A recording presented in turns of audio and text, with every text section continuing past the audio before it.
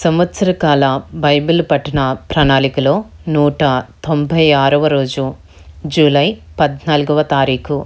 ఈనాటి అనుదిన బైబిల్ పఠనములో 3 అధ్యాయములు. రాజులు మొదటి గ్రంథములోని 2వ అధ్యాయము, 3వ అధ్యాయము మరియు 4వ అధ్యాయము. ఈనాటి భాగములోని 3 అధ్యాయములలో మొదటి అధ్యాయము రాజులు మొదటి గ్రంథములోని 2వ అధ్యాయంలో ఉన్న 46 వచనములు. దావీదునకు మరణకాలము సమీపింపగా అతడు తన కుమారుడైన సొలొమోనునకు ఈలాగు ఆజ్ఞ ఇచ్చెను.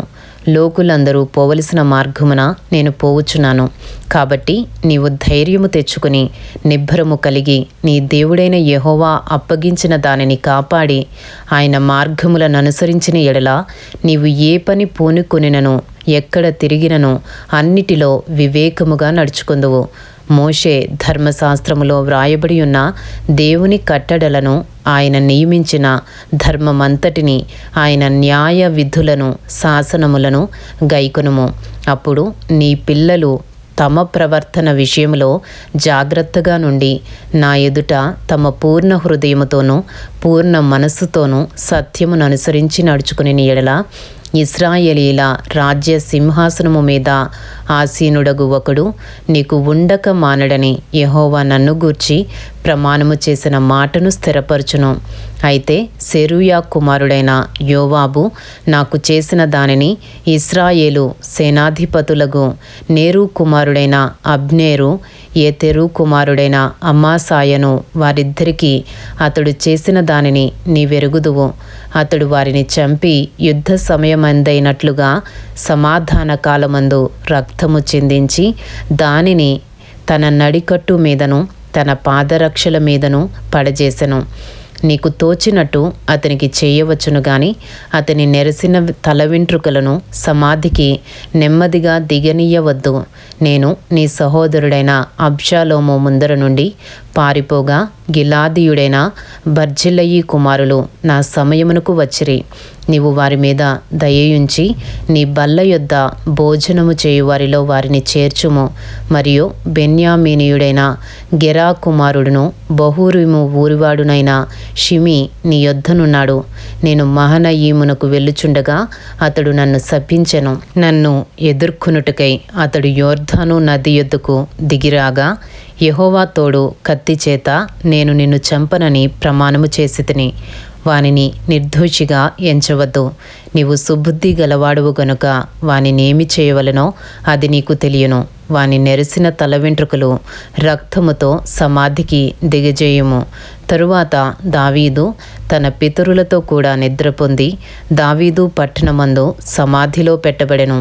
దావీదు ఇశ్రాయేలీయులను ఏలిన కాలము 40 సంవత్సరములు. హెబ్రోనులో అతడు 7 సంవత్సరములను, యెరూషలేములో 33 సంవత్సరములను ఏలెను. మొదటి రాజులు 2వ అధ్యాయము 12వ వచనము నుండి. అప్పుడు సొలొమోను తన తండ్రి అయిన దావీదు సింహాసనము మీద ఆసీనుడాయెను. అతని రాజ్యము నిలకడగా స్థిరపరచబడెను. అంతలో హగ్గీతు కుమారుడైన అదోనీయా సొలొమోను తల్లియగు బత్షెబా యొద్దకు రాగా ఆమె సమాధానముగా వచ్చుచున్నావా అని అతనిని అడిగెను. అతడు సమాధానముగానే వచ్చుచున్నానని చెప్పి నీతో చెప్పవలసిన మాట ఒకటి ఉన్నదనెను. ఆమె అది చెప్పుమనగా అతడు రాజ్యము నాదై ఉండెననియు నేను ఏలవలనని ఇశ్రాయేలీయులందరూ తమ దృష్టి నా మీద ఉంచిరనియు నీవు ఎరుగుదువు. అయితే రాజ్యము నాది కాక నా సహోదరునిదాయెను. అది యెహోవా వలన అతనికి ప్రాప్తమాయెను. ఇప్పుడు నేను నీతో ఒక మనవి చేసుకొనుచున్నాను, కాదనకుము. ఆమె చెప్పుమనగా అతడు రాజగు సొలొమోను షూనేమీయురాలైన అబీషగును నాకు పెండ్లికిచ్చునట్లు దయచేసి అతనితో నీవు చెప్పవలెను. అతడు నీతో కాదని చెప్పడనెను. బత్షెబా మంచిది, నిన్ను గూర్చి రాజుతో చెప్పెదనెను. బత్షెబా రాజైన సొలొమోను నొద్దకు అదోనీయా పక్షమున చెప్పుటకు వచ్చినప్పుడు రాజు లేచి ఆమెకు ఎదురుగా వచ్చి ఆమెకు నమస్కారము చేసి సింహాసనము మీద ఆసీనుడై తన తల్లి కొరకు ఆసనము ఒకటి వేయింపగా ఆమె అతని కుడిపార్శ్వమున కూర్చుండెను. ఒక చిన్న మనవి చేయగోరుచున్నాను, నా మాట త్రోసివేయకుమని ఆమె చెప్పగా, రాజు, నా తల్లి చెప్పుము, నీ మాట త్రోసివేయననగా, ఆమె షూనేమీరాలైన అబీషగును నీ సహోదరుడైన అదోనీయకు పెండ్లికిప్పింపవలెననెను. అందుకు రాజైన సొలొమోను, షూనేమీరాలైన అబీషగును మాత్రమే అదోనీయా కొరకు అడుగుట ఎలా? అతడు నా అన్న కాబట్టి అతని కొరకును, యాజకుడైన అబ్యాతారు కొరకును, సెరూయా కుమారుడైన యోవాబు కొరకును రాజ్యమును అడుగుమని తన తల్లితో చెప్పెను. మరియు రాజైన సొలొమోను యెహోవా తోడు అదోనీయా పలికిన ఈ మాట వలన అతని ప్రాణమునకు నష్టము రాకపోయిన ఎడల దేవుడు నాకు గొప్ప అపాయము కలుగజేయునుగాక.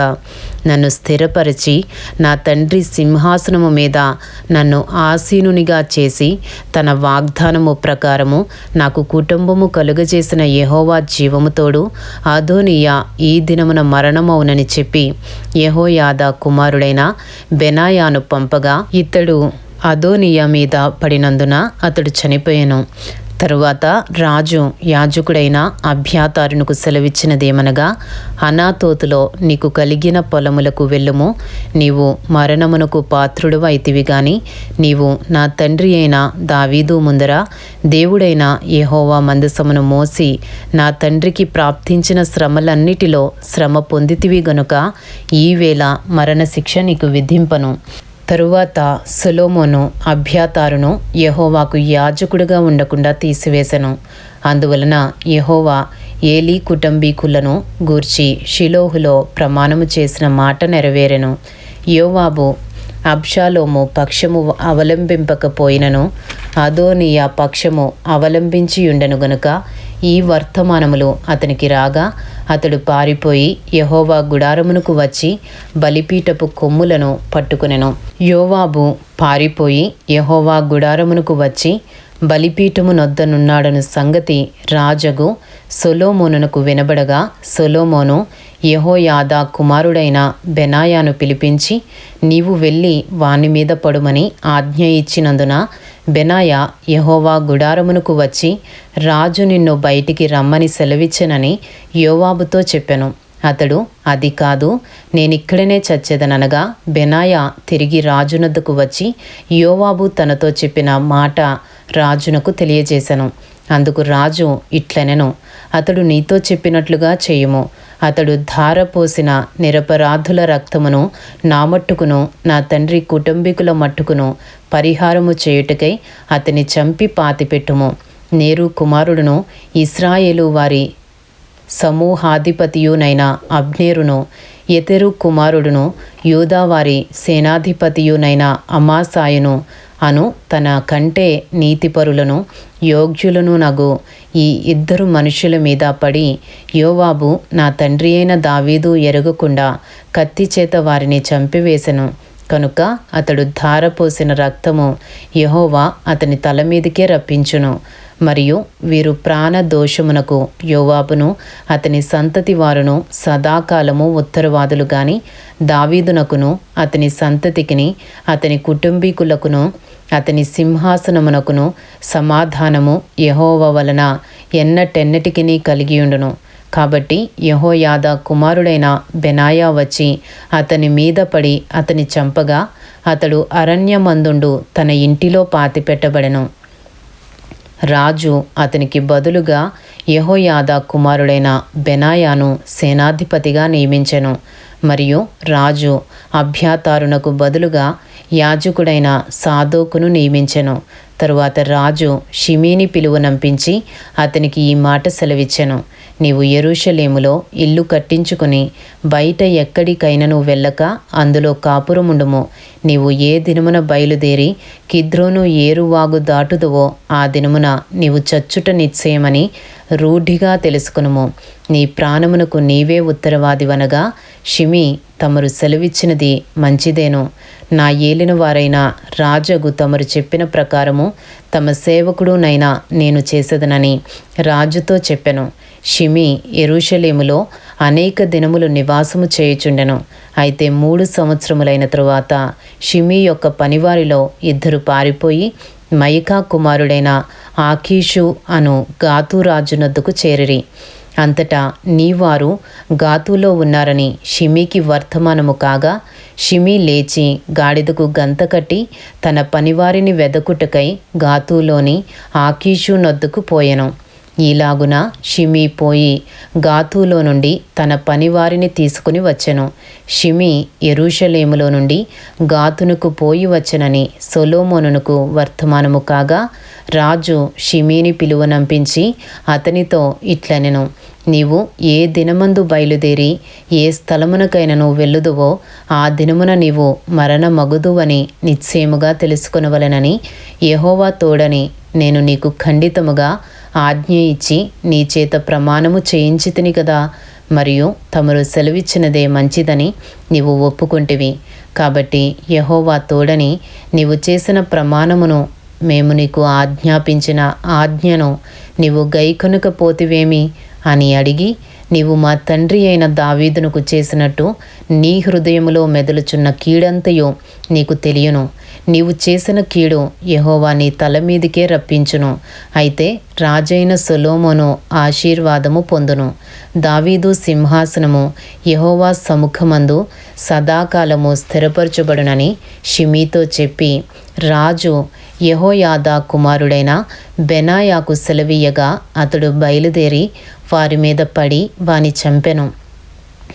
ఈ ప్రకారము రాజ్యము సొలొమోను వశమున స్థిరపరచబడెను. ఇంతటితో రాజులు మొదటి గ్రంథములోని 2వ అధ్యాయంలో ఉన్న 46 వచనములు పూర్తి చేయబడినవి. ఈనాటి భాగములోని 3 అధ్యాయములలో 2వ అధ్యాయము రాజులు మొదటి గ్రంథములోని 3వ అధ్యాయములో ఉన్న 28 వచనములు. తరువాత సొలొమోను ఐగుప్తు రాజైన ఫరో కుమార్తెను పెండ్లి చేసుకుని అతనికి అల్లుడాయెను. తన నగరును యెహోవా మందిరమును యెరూషలేము చుట్టూ ప్రాకారమును కట్టించుట ముగించిన తరువాత ఫరో కుమార్తెను దావీదుపురమునకు రప్పించెను.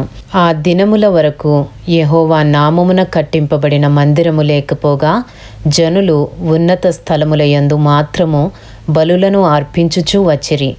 తన తండ్రి అయిన దావీదు నియమించిన కట్టడలను అనుసరించుచు సొలొమోను యెహోవా యందు ప్రేమయుంచెను గాని ఉన్నత స్థలముల యందు అతడు బలులను మాత్రము అర్పించుచు ధూపము వేయుచూ నుండెను. మొదటి రాజులు 3వ అధ్యాయము 4వ వచనము నుండి, గిబియోను ముఖ్యమైన ఉన్నత స్థలమై ఉండెను గనుక బలులను అర్పించుటకై రాజు అక్కడికి పోయి ఆ బలిపీఠము మీద 1000 దహన బలులను అర్పించెను. గిబియోనులో యెహోవా రాత్రివేళ స్వప్నమందు సొలొమోనునకు ప్రత్యక్షమై, నేను నీకు దేనినిచ్చుట నీకిష్టమో దానిని అడుగుమని దేవుడు అతనితో సెలవీయగా, సొలొమోను ఈలాగు మనవి చేసెను, నీ దాసుడును నా తండ్రియునైన దావీదు నీ దృష్టికి అనుకూలముగా సత్యమును నీతిని అనుసరించి యథార్థమైన మనసు గలవాడై ప్రవర్తించెను గనుక నీవు అతని ఎడల పరిపూర్ణ కటాక్షమగుపరిచి ఈ దినముననున్నట్లుగా అతని సింహాసనము మీద అతని కుమారుని కూర్చుండబెట్టి అతని యందు మహాకృపను చూపియున్నావు. నా దేవా యెహోవా, నీవు నా తండ్రి అయిన దావీదునకు బదులుగా నీ దాసుడనైన నన్ను రాజుగా నియమించియున్నావు. అయితే నేను బాలుడను, కార్యములు జరుపుటకు నాకు బుద్ధి చాలదు. నీ దాసుడనైన నేను నీవు కోరుకునిన జనుల మధ్య ఉన్నాను. వారు విస్తరించియున్నందున వారిని లెక్క పెట్టుటయో వారి విశాల దేశమును తనిఖీ చేయుటయో అసాధ్యము. ఇంత గొప్పదైన నీ జనమునకు న్యాయము తీర్చగలవాడు ఎవడు? కాబట్టి నేను మంచి చెడ్డలు వివేచించి నీ జనులకు న్యాయము తీర్చునట్లు నీ దాసుడనైన నాకు వివేకము గల హృదయము దయచేయము. సొలొమోను చేసిన ఈ మనవి ప్రభువునకు అనుకూలమాయను గనుక దేవుడు అతనికి ఇలాగూ సెలవిచ్చెను, దీర్ఘాయువునైనను ఐశ్వర్యమునైనను నీ శత్రువుల ప్రాణమునైనను అడుగక న్యాయములను గ్రహించుటకు వివేకము అనుగ్రహించుమని నీవు అడిగితివి. నీవు ఈలాగున అడిగినందున నీ మనవి ఆలకించుచున్నాను. బుద్ధి వివేకములు గల హృదయము నీకిచ్చుచున్నాను. పూర్వీకులలో నీ వంటివాడు ఒకడునూ లేడు, ఇక మీదట నీ వంటివాడొకడునూ ఉండడు. మరియు నీవు ఐశ్వర్యమును ఘనతను ఇమ్మని అడుగకపోయినను నేను వాటిని కూడా నీకిచ్చుచున్నాను. అందువలన నీ దినములన్నిటను రాజులలో నీ వంటివాడొకడైనను ఉండడు. మరియు నీ తండ్రి అయిన దావీదు నీ మార్గములలో నడిచి నా కట్టడలను నేను నియమించిన ధర్మమంతటినీ గైకొనినట్లు నీవు నడిచి వాటిని గైకొనిన ఎడల నిన్ను దీర్ఘాయుష్మంతునిగా చేసెదను అనెను. అంతలో సొలొమోను మేలుకొని అది స్వప్నమని తెలుసుకొనెను. పిమ్మట అతడు యెరూషలేమునకు వచ్చి యెహోవా నిబంధన గల మందసము ఎదుట నిలువబడి దహన బలులను సమాధాన బలులను అర్పించి తన సేవకులకందరికిని విందు చేయించెను. మొదటి రాజులు 3వ అధ్యాయము 16వ వచనము నుండి. తరువాత వేశ్యలైన 2 స్త్రీలు రాజునొద్దకు వచ్చి అతను ముందర నిలిచిరి. వారిలో ఒకతే ఇట్లు మనవి చేసెను, నా ఏలినవాడా చిత్తగించుము. నేనును ఈ స్త్రీయును ఒక ఇంటిలో నివసించుచున్నాము. దానితో కూడా ఇంటిలో ఉండి నేనొక పిల్లను కంటిని. నేను కనిన 3వ దినమున ఇదియు పిల్లను కనెను. మేమిద్దరమును కూడా ఉన్నాము. మేమిద్దరము తప్ప ఇంటిలో మరి ఎవరునూ లేరు. అయితే రాత్రి యందు ఇది పడకలో తన పిల్ల మీద పడగా అది చచ్చెను. కాబట్టి మధ్యరాత్రి ఇది లేచి నీ దాసినైన నేను నిద్రించుచుండగా వచ్చి నా ప్రక్కలో నుండి నా బిడ్డను తీసుకుని తన కౌగిటిలో పెట్టుకుని చచ్చిన తన పిల్లను నా కౌగిటిలో ఉంచెను. ఉదయమున నేను లేచి నా పిల్లకు పాలియ చూడగా అది చచ్చినదాయెను. తరువాత ఉదయమున నేను పిల్లను నిదానించి చూచినప్పుడు వాడు నా కడుపున పుట్టినవాడు కాడని నేను తెలుసుకొంటిని. అంతలో 2వ స్త్రీ, అది కాదు, బ్రతికియున్నది నా బిడ్డ, చచ్చినది దాని బిడ్డ అని చెప్పగా ఆమె, కాదు, చచ్చినదే నీ బిడ్డ, బ్రతికియున్నది నా బిడ్డ అనెను. ఈ ప్రకారముగా వారు రాజు సముఖమున మనవి చేయగా రాజు, బ్రతికియున్నది నా బిడ్డ, చచ్చినది నీ బిడ్డ అని ఒకతెయు, రెండవది అలాగు కాదు, చచ్చినది నీ బిడ్డ, బ్రతికియున్నది నా బిడ్డ అని చెప్పుచున్నది. గనుక కత్తి తెమ్మని ఆజ్ఞ ఇచ్చెను. వారు ఒక కత్తి రాజసన్నిధికి తేగా రాజు 2 భాగములుగా బ్రతికియుండు బిడ్డను చేసి సగము దీనికిని సగము దానికిని చెరిసగము ఇయ్యవలసినదని ఆజ్ఞ ఇచ్చెను. అంతటా బ్రతికియున్న బిడ్డ యొక్క తల్లి తన బిడ్డ విషయమై పేగులు తరుగుకొని పోయినదై రాజునొద్ద, నా ఏలినవాడా, బిడ్డను ఎంత మాత్రమూ చంపక దానికే ఇప్పించుమని మనవి చేయగా ఆ 2వ స్త్రీ, అది నాదైనను దానిదైనను కాకుండా చెరి సగము చేయమనెను.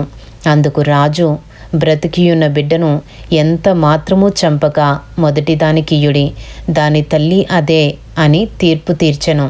అంతటా ఇశ్రాయేలీలందరూ రాజు తీర్చిన తీర్పును గూర్చి విని న్యాయము విచారించుటయందు రాజు దైవజ్ఞానము నొందిన వాడని గ్రహించి అతనికి భయపడిరి.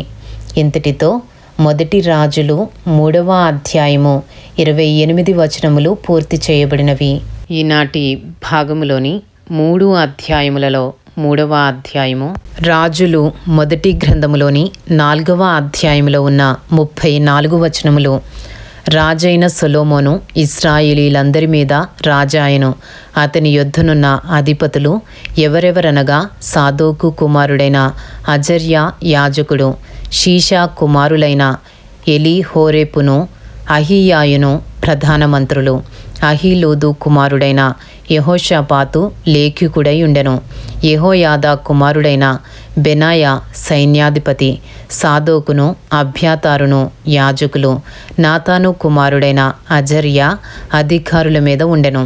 నాతాను కుమారుడైన జాబూదు రాజు సముఖములోని మిత్రుడును మంత్రియునయుండెను. అహీషారు గృహ నిర్వాహకుడు, అబ్దా కుమారుడైన అదోనీరాము వెట్టి పని విషయంలో అధికారి. ఇశ్రాయేలీలందరి మీద సొలొమోను 12 అధికారులను నియమించెను. వీరు రాజునకును అతని ఇంటి వారికిని ఆహారము సంగ్రహము చేయువారు. సంవత్సరమందు ఒక్కొక్క నెలకు వారిలో ఒక్కొక్కడు ఆహారమును సంగ్రహము చేయుచుండెను. వారి పేర్లు ఇవే: ఎఫ్రాయిము మన్యమందు హూరు కుమారుడు, మాకస్సులోను, షైల్బీములోను, బేత్సెమెషులోను, ఏలోన్బేధానానులోను దెకెరు కుమారుడు, అరుబ్బోతులో హెసెదు కుమారుడు. వీనికి సోకో దేశమును హెపెరు దేశమంతయు నియమింపబడెను. మరియు అబీనాదాబు కుమారునికి దోరు మన్య ప్రదేశమంతయు నియమింపబడెను. సొలొమోను కుమార్తె అయిన టాపాతు ఇతని భార్య. మరియు అహీలూదు కుమారుడైన బయనాకు తానాకును మెగిద్దోయును బేత్షెయాను ప్రదేశమంతయును నియమింపబడెను. ఇది యెజ్రెయేలు దగ్గరనున్న సారాతా నుండి బేత్షెయాను మొదలుకొని ఆబెల్మెహోలా వరకును, యొక్నెయాము అవతలి స్థలము వరకును వ్యాపించుచున్నది. గెబెరు కుమారుడు రామోత్గిలాదునందు కాపురముండెను. వీనికి గిలాదులో నుండిన మనష్షేకు కుమారుడైన యాయీరు గ్రామములను, బాషానులోనున్న అర్గోబు దేశమును నియమింపబడెను. అది ప్రాకారములను, ఇత్తడి అడ్డగడలను గల 60 గొప్ప పట్టణములు గల దేశము. ఇద్దో కుమారుడైన అహీనాదాబు మహనయీములో నుండెను. నఫ్తాలీము దేశమందు అహిమయస్సు ఉండెను. వీడు సొలొమోను కుమార్తె అయిన బాసెమతును వివాహము చేసుకొనెను. ఆషేరులోను ఆలోతులోను హూషై కుమారుడైన బయనాయుండెను. ఇస్సాకారు దేశమందు పరూయహు కుమారుడైన యెహోషాపాతు ఉండెను. బెన్యామీను దేశమందు ఏలా కుమారుడైన షిమీ ఉండెను. గిలాదు దేశమందును అమోరీయులకు రాజైన సీహోను దేశమందును, బాషాను రాజైన ఓగు దేశమందును ఊరీ కుమారుడైన గెబెరు ఉండెను. అతడు ఒక్కడే ఆ దేశమందు అధికారి. అయితే యూదావారును ఇశ్రాయేలు వారును సముద్రపు దరినున్న ఇసుక రేణువులంతా విస్తార సమూహమై తినుచు త్రాగుచు సంభ్రమపడుచు నుండిరి. మొదటి రాజులు 4వ అధ్యాయము 21వ వచనము నుండి. నది యూఫ్రటీసు మొదలుకొని ఐగుప్తు సరిహద్దు వరకు ఈ మధ్యనున్న రాజ్యములన్నిటి మీదను, ఫిలిస్తీన్ల దేశమంతటి మీదను సొలొమోను ప్రభుత్వము చేసెను. ఆ జనులు పన్ను చెల్లించుచు సొలొమోను బ్రతికిన దినములన్నీయు అతనికి సేవ చేయుచు వచ్చిరి. ఒక్కొక్క దినమునకు సొలొమోను భోజనపు సామాగ్రి ఎంత అనగా 600 తూముల సన్నపు గోధుమ పిండియు, 1200 తూముల ముతక పిండియు, క్రొవ్విన ఎడ్లు 10, విడి ఎడ్లు 20, 100 గొర్రెలను, ఇవియుగాక ఎర్ర దుప్పులు, జింకలు, క్రొవ్విన బాతులను తేబడెను. యూఫ్రటీసు నది యువతల తిప్సహు మొదలుకొని గాజా వరకును నది యువతలనున్న రాజులందరి మీదను అతనికి అధికారముండెను. అతని కాలమున నలుదిక్కుల నెమ్మది కలిగి ఉండెను. సొలొమోను దినములన్నిటను ఇశ్రాయేలు వారేమి, యూదా వారేమి, దాను మొదలుకొని బేర్షెబా వరకును తమ తమ ద్రాక్ష చెట్ల క్రిందను, అంజూరపు చెట్ల క్రిందను నిర్భయముగా నివసించుచుండిరి. సొలొమోను రథములకు 40,000 గుర్రపు సాలలను, రౌతులకు 12,000 గుర్రములను ఉండెను.